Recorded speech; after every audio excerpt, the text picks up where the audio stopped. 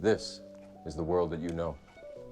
Has anyone else noticed how much AI has been in the news lately? What's the A stand for? Artificial. What's the Intelligence. It seems like every day, some new free-to-use tool is allowing random prompt writers to create six-fingered monstrosities and claim the works of others as their own. It's been weird. Conversations about new technology and the ethics of how to use it usually are. This whole AI-created art debate had me wondering if an AI could do what I do. They can certainly draw better than I can, even with the extra digits, but can an AI write a successful YouTube video? And would that make what I do obsolete? I decided to put this question to the test using ChatGPT, the most advanced learning chat AI released to the public, at least since the Web Genie. At first, I wanted to make it review the new movie Megan because I thought that movie looked like a wonderfully weird time. But unfortunately, the AI only has data and knowledge about subjects before 2021, so making it review a new movie is unfortunately off the table.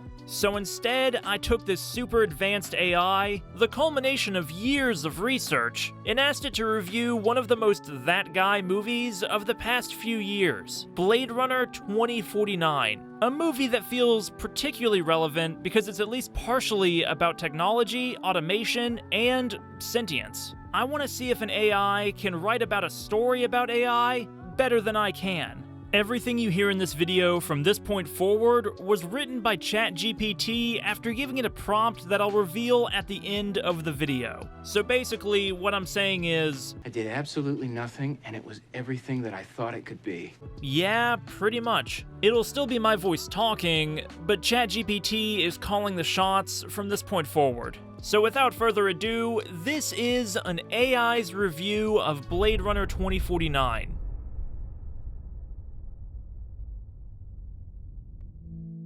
Blade Runner 2049 is a visually stunning and thought-provoking sequel to the 1982 sci-fi classic Blade Runner. Set 30 years after the event of the first film, 2049 follows the journey of Kay, Ryan Gosling, a young Blade Runner working for the Los Angeles Police Department. When Kay discovers a long-buried secret that has the potential to unravel the fabric of society, he sets out on a mission to track down the only person who may have the answers he seeks. Rick Deckard, Harrison Ford, the former Blade Runner who has been missing for 3 decades. One of the most striking aspects of 2049 is its immersive and fully realized world building. The film's production design is top-notch, with every frame brimming with intricate details and Easter eggs that fans of the original will appreciate. The filmmakers have clearly put a lot of thought and effort into building a believable and fully realized version of a future Los Angeles, and it shows in every frame. The city is a character in and of itself, with its towering skyscrapers and neon-lit streets serving as a backdrop for the film's action. In addition to its impressive production design, 2049 also boasts some of the best visual effects of any film in recent memory. The special effects team has done an excellent job of seamlessly blending practical sets and prosthetics with CGI, creating a world that is both realistic and fantastical. The film's action scenes are particularly noteworthy, with their frenetic pace and intense set pieces showcasing the film's impressive visuals. But 2049 is more than just a visual feast. It's also a thought-provoking and emotionally resonant film. Its story tackles a number of complex and timely themes, including the nature of humanity, the dangers of technology, and the blurred lines between right and wrong. The film's central mystery is well crafted, and it keeps the audience guessing until the very end. As Kay delves deeper into the mystery, he is forced to confront his own beliefs and values, leading to some poignant and introspective moments. Gosling delivers a strong performance as Kay, imbuing the character with a sense of quiet determination and inner turmoil. Ford, reprising his role as Deckard, is equally impressive, bringing a sense of weight and gravitas to the character. The supporting cast is also excellent, with standout performances from Sylvia Hoeks as the film's primary antagonist, Love, and Ana de Armas as Joy, Kay's holographic love interest. Overall, Blade Runner 2049 is a worthy follow-up to the original film. one that expands upon its themes and ideas in a way that feels both respectful and fresh. It's a visually stunning and emotionally satisfying film that is sure to appeal to fans of the original and newcomers alike. While it may not reach the heights of the original, it comes close, and stands as a testament to the enduring appeal of the Blade Runner franchise. If you're a fan of science fiction, or just a fan of great storytelling and world building, then Blade Runner 2049 is a film you won't want to miss.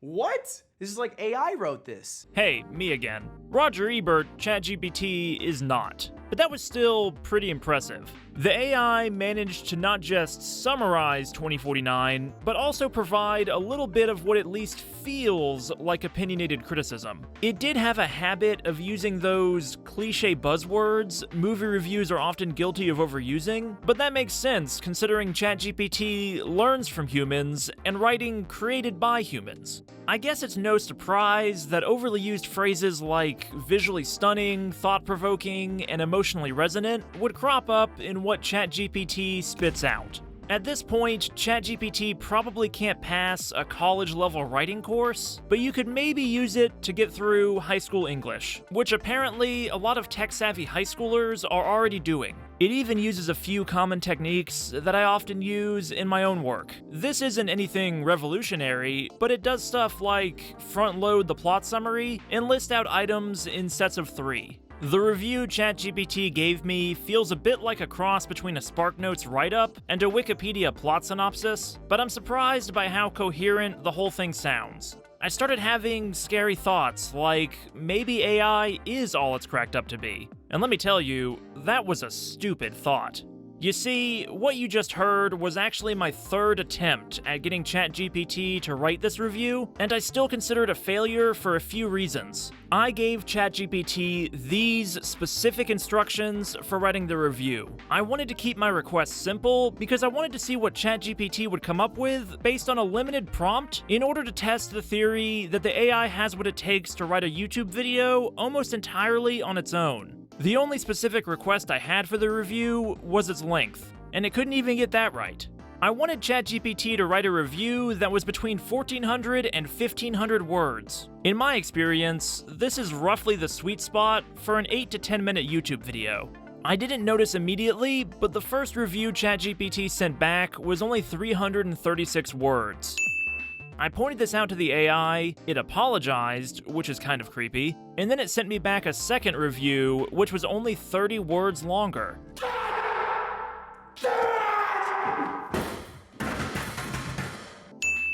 So I tried for a 3rd time, asking it to make that review 5 times longer. And what I got back is what you just heard, a 513-word review of Blade Runner 2049. Barely a third of what I requested, and mostly a plot summary with a few buzzwords sprinkled in. What I'm getting at is that the Jenny Nicholsons and H. Bomber guys of the world aren't in danger of being replaced just yet. I just can't see ChatGPT in its current form being capable of writing a multi-hour video essay, even if explicitly instructed to do so. You might be able to force the words out of it with enough trial and error, but I could only get 513. And in those words, not a lot was said. This 3rd attempt at a review basically told me that the movie is pretty and the acting good. And, well, I could have told you that. People come to YouTube, and specifically video reviews and essays, to be entertained and intellectually stimulated, or at least to kill time on a lunch break. They don't want to be given a list of facts. I'm not sure if this or any AI is capable of going on tangents as weird and interesting as some of the better creators on this platform. But I'm sure people will try to mimic their favorite creators all the same because it sounds like easy money or fame. And the last few years have done a lot to illustrate that people are really bad at recognizing when some new type of technology sounds too good to be true.